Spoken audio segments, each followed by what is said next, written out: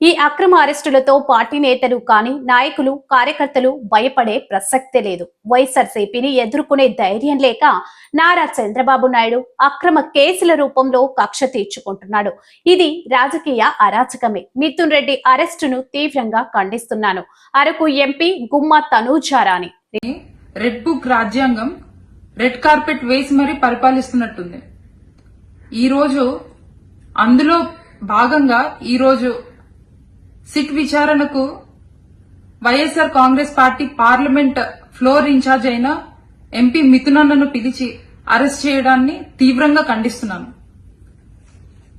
ఈ లిక్కర్ వ్యవహారం ఎలా ఉందంటే, మొదట్లో 50,000 కోట్లు స్కామ్ చేశారన్నారు, తర్వాత 30,000 కోట్లు స్కామ్ చేశారన్నారు, తర్వాత 18 కోట్లు స్కామ్ చేశారన్నారు, ప్రస్తుతం 2,000 కోట్లు స్కామ్ చేశారన్నారు.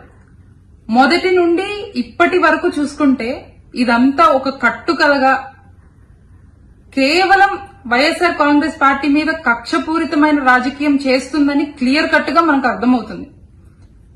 అయితే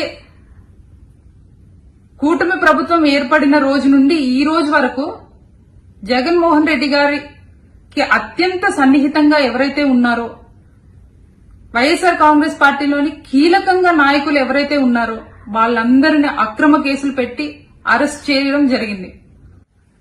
ఈ అరెస్టులన్నీ చూసి, ఈ అక్రమంగా ఏవైతే అరెస్టులు జరిగాయో అవన్నీ చూసి జగన్మోహన్ రెడ్డి గారు ఒంటరిగా అయిపోతారేమో, అది చూసి సునకానందం పడొచ్చు అని చెప్పి అనుకుంటున్నారేమో. కానీ ఇక్కడ ఉన్నది జగన్మోహన్ రెడ్డి గారు, వైఎస్ రాజారెడ్డి గారి మనవడు, వైఎస్ రాజశేఖర్ రెడ్డి గారి తనయుడు.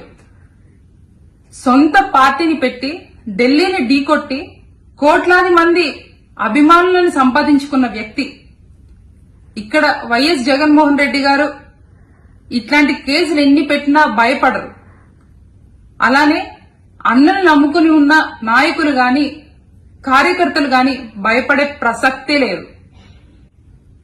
అదేవిధంగా ఈరోజు మిథునన్న అభిమానులే కాని, మరీ ముఖ్యంగా మిథునన్న కుటుంబ సభ్యులకి అధైర్యపడకుండా ధైర్యంగా ఉండండి.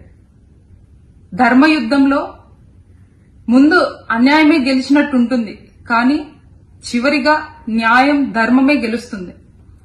మిథునన్న ఈ రోజు కాకపోతే రేపు కాకపోతే కొన్ని రోజుల తర్వాత క్లీన్ షీట్ తో అన్న బయటకు వస్తారు.